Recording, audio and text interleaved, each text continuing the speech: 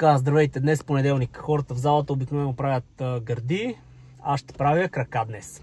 Отиваме. Накратко тренировката ще е клек и две асистиращи упражнения, като двете асистиращи упражнения ще са в супер серия. Отиваме, вработваме за клека, минаваме през лоста, минаваме 70 кг, минаваме 120, 150, 170 кг и след това отиваме към работните серии, 3 серии по 4 повторения на 180 кг. След клека минаваме асистиращите упражнения. Асистиращите ще са разгъване за предно бедро на машина и изгъване за задно бедро на машина. Ще правим около 20, 25, 30 повторения. Много зависи от това колко съм натоварен преди това на клека. Тренировката ще ми е доста кратка, около час и 30, час и 40 минути. Като първоначално първите 30-40 минути ще отделя на загрявка. Защо? Защото изпитвам дискомфорт в едното коляно, а и когато не загрея хубаво преди клека, се чувствам нестабилен в долната част, лоста ме наваля, общо взето няма мобилност.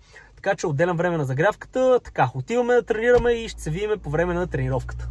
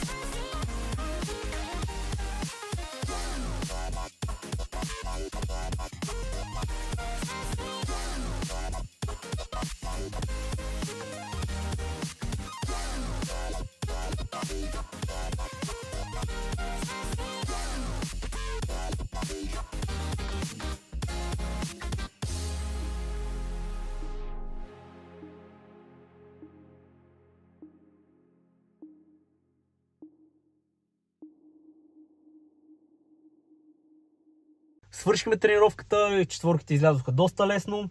Нали, не доста лесно, но ако трябва да сме честни, очаквах да са много по-трудни. Казах ви, че ще направя клип как ще завърша тренировъчния си цикъл, т.е. как ще стигна до състезанието, какви ще са ми последните тренировки до състезанието последния месец. Последните 10 дни те са най-важни, не съм ги изчислил как ще са по проценти, така че като ги изчисля ще кача клипа. Ако ви е харесал този клип, лайк, шер, сабскрайб, знаете, може да се абонирате тук, може да гледате стари клипове тук и това ще е за днес. Ще се видим в следващия клип.